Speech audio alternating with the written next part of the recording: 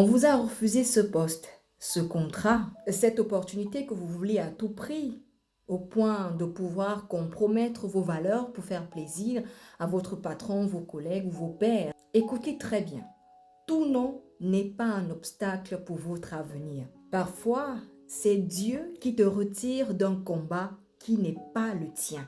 Regardez David dans 1 Samuel chapitre 29.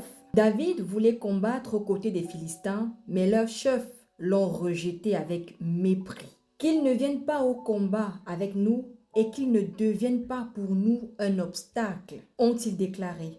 David a été chassé et humilié. David voulait pourtant de tout son cœur mener cette bataille à leur côté.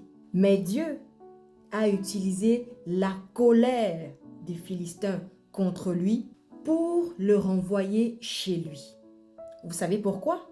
Parce que pendant que David cherchait à plaire aux Philistins, son propre monde s'écroulait. 1 Samuel 30 nous dit qu'à son retour, sa ville Siclag était incendiée. Leurs fils, leurs femmes ont été capturés. David et sa troupe ont tellement pleuré qu'ils ont perdu la force de pleurer. David était en grande détresse. Et c'est à ce moment que tu te demandes, mais où était Dieu? Mais c'est justement là que tout bascule, dans sa plus grande détresse. Rejet, humiliation, femme capturée, ville incendiée, David décide de reprendre son courage et de faire confiance à Dieu. La question de David à Dieu: poursuivrai-je cette bande?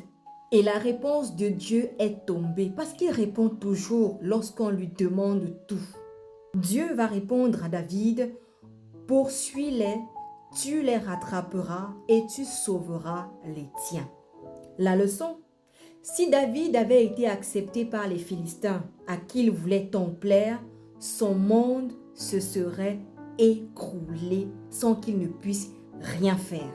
Ce nom des Philistins l'a sauvé, lui et sa descendance. Toi qui es désespéré aujourd'hui, alors que tu avais bataillé, tu n'as pas dormi, tu as essayé d'atteindre tous les objectifs possibles, de cocher toutes les cases, de plaire à n'importe qui pour atteindre ce but ultime pour toi, mais pas forcément que Dieu avait prévu. Ce nom peut être le moyen, le seul même, pour te renvoyer, sauver l'essentiel de ta vie. Ne te compromets pas pour ceux qui ne veulent pas de toi. Reprends courage en Dieu. Ta vraie victoire n'est pas là où tu voulais aller à tout prix. Ta victoire est là où Dieu t'attend. Prends soin de toi et prie.